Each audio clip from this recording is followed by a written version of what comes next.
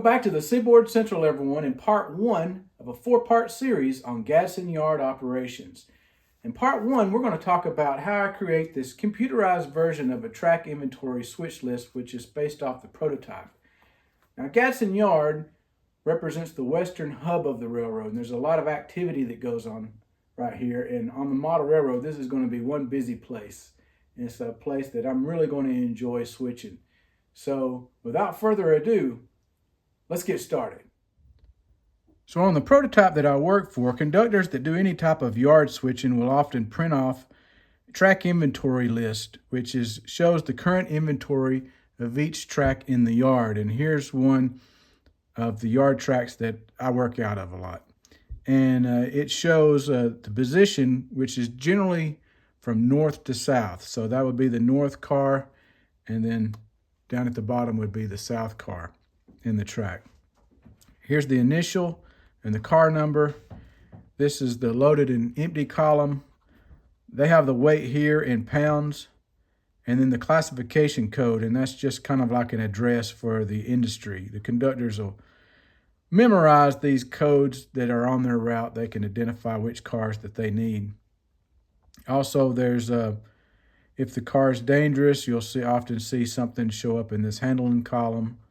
Local column, if there's a spot specific location that the car needs to be placed, it'll show up in that local column. Here is an attention column, what is due out on the next train, the commodity. In this case, there's a bunch of cement here. Here's the AAR car type, shows the C111s and C112s. That represents a certain two-bay covered hopper. Also shows the arrival date and the train that it came in on. Now here's a copy of one of my track inventory switch lists for the Seaboard Central. And it's much simpler than the other one, the prototype, but it still includes a lot of the same information. And here, instead of having one track per page, I wanted to be able to list multiple tracks to kind of save paper. So I'll have a column for the actual track, and also the position, which would be north to south, initial, number, loaded and empty column. And instead of weight in pounds, I'll put weight in tons. Here's a column for the AAR car type, the commodity, a handling column if it's dangerous, like these two tank cars here, and then the classification code, and a local column in case there's a specific spot location that it needs to go to an industry. And then also a column for two track. This is just to give the conductor a chance to make some notes on the switch list itself. So prior to an operating session, I'm going to need to make an inventory of all the cars that are currently in the yard. So the way I have Gadsden Yard set up, this track right here is the pass track, and this track is the main line. And then you have tracks 1 and 2. Now these 4 tracks are just staging tracks. These first 2 just will be for Norfolk Southern trains, and then these other 2 tracks eventually will be for Macon staging. So track 3, where this loaded gon is, all the way over against the wall is track number 12. And those are the only tracks that we're going to be worried about having to switch during an operating session. So this is the north end of the yard, and here's track number 3. So this is the north car in 3, and that would be my line number 1. And it would be the same for all the rest of the tracks. So this is how I need to make my list. So for my temporary list that I can just make some notes from, I use my blank switch list that I can fill out. And I can put the track number, like I got list track 3 out to the side, and list all the cars that are currently in track 3. So here's my notes that I made for all the cars that are currently in the yard. And certainly I could just use this list if I wanted to. It's perfectly fine. But if I want to make something more formal, I'll show you how I create that on the computer. So to get started, the first thing I do is log on to the internet and go to Google Docs. I like to use Google Docs because it's free. And I just start with a blank document. All right, now one of the first things I want to do is I want to change this font from Arial to Courier New, and that looks more like the old typewriter fonts. And also I want to reduce the size to number 10. So clicking the bold icon, I'm first going to type Seaboard Central header.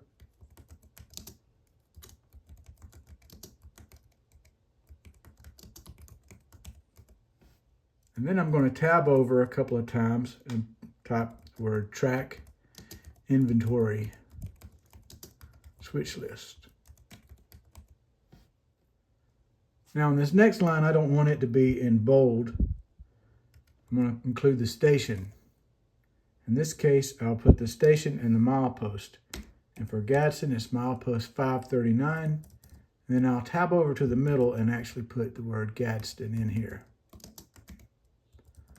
And then I'll tab on to the end, put the date. Now on the Seaboard Central, I only model the months in 2015, May, June, July, and August. So we're currently in the month of June, so we can be June, and it'll be 09 of 2015. All right, this next column, I want it to be bold. So I'm going to put track, and then space twice, position, just POS, twice, init for initial, number,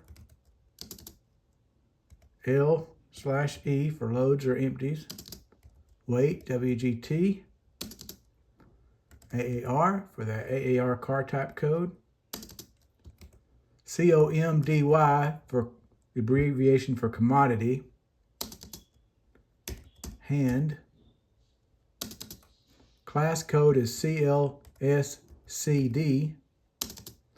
local is just LOCL, and then 2, track. Now for this next column, I don't want it to be bold, so I'm going to start listing the inventory in each track. So the first track is GY03, and this is position 001, and it is an SC car. Now I always include 6 digits even if the car doesn't have 6 digits. So in this case, I need to put a 0 first. 040262. And it is an empty. An empty boxcar weighs about 40 tons.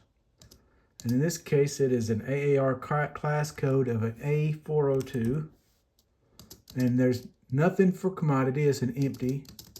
And it's not dangerous. And the class code in this case is in storage. So I'm just going to put STOR. And then in nothing for the local column. And under the 2 track, I'm going to include just a line, just like that. And I'll do the same thing for the next cars in the track. I'll just keep going down. This one will be 002. It's also an SC boxcar. 040250E. So I just keep filling these out.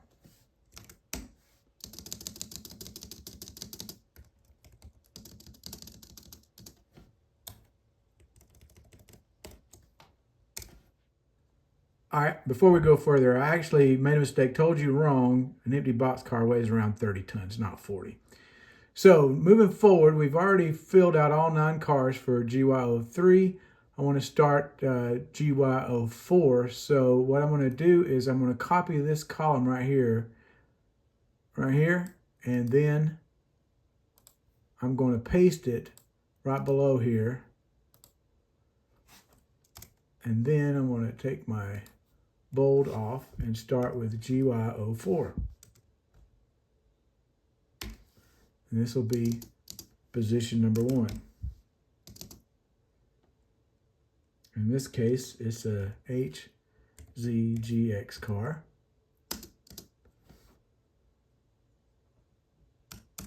$3,902. And it is an empty. No, it's not. It's a loaded car of used cross ties. And we're going to say it weighs around 70 tons. They're not that heavy.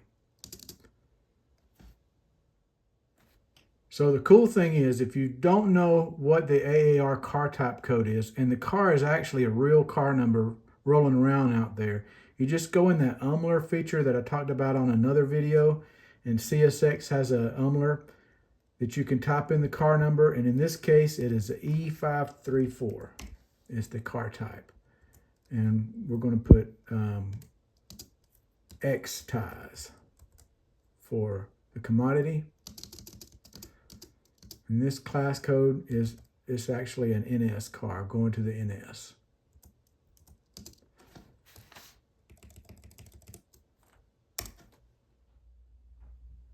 So the cars that are in track number 3 represent cars that are inbound, that are coming in the yard, that need to be switched.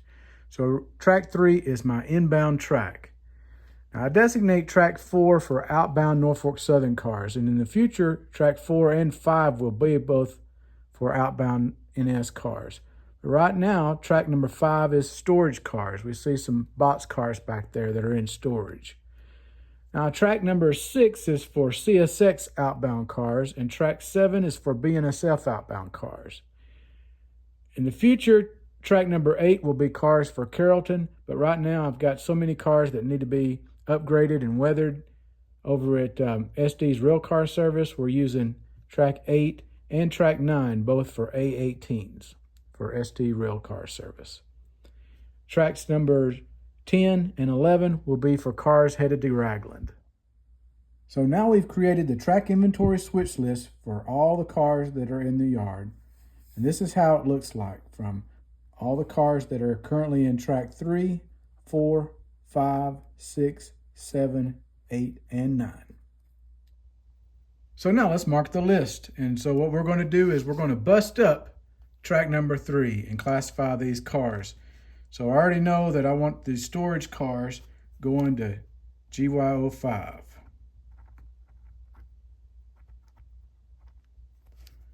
We've got room to put that A18 in GY08. The R49s and the R50s we'll put in GY09.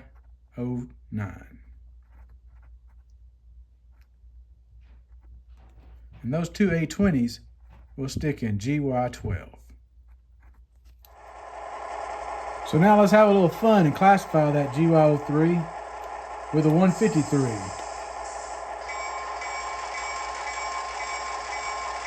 The MP15.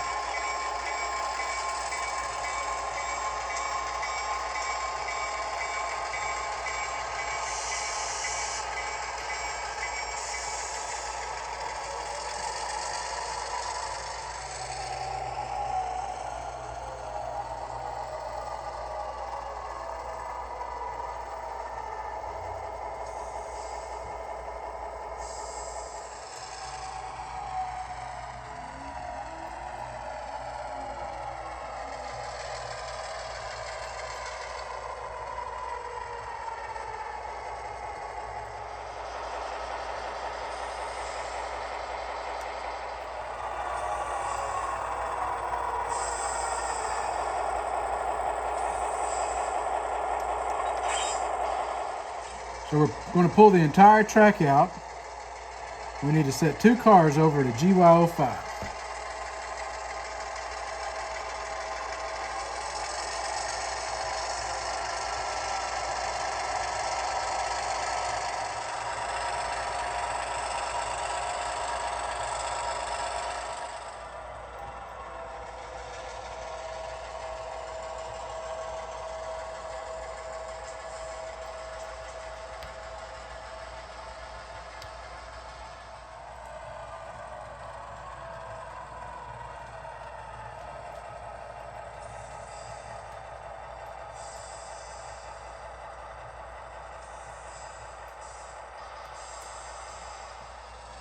And now we're going to tack 1 car onto the end of this track number 8.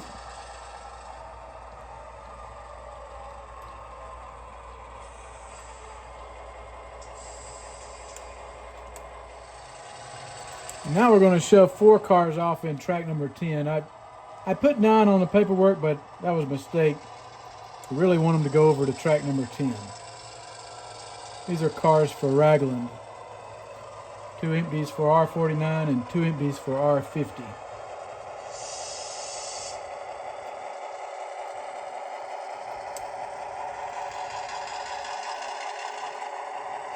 That'll work. And for the last 2 cars, we're going to shove them off in track number 12, and then we can run the engine back to the shop.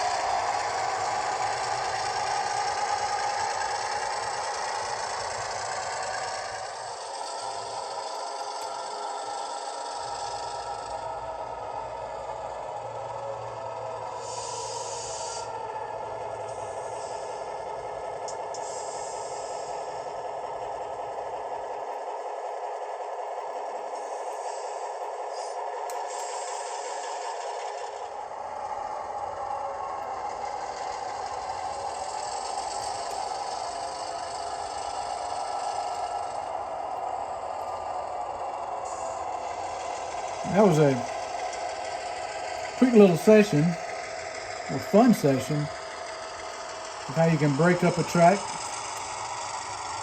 using the track inventory list.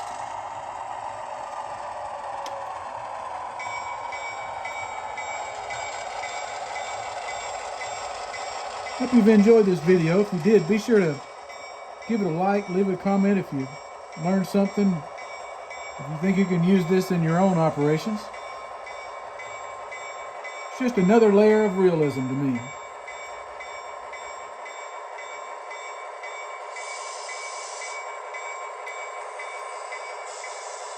So again, I hope you enjoyed this episode on the Seaboard Central.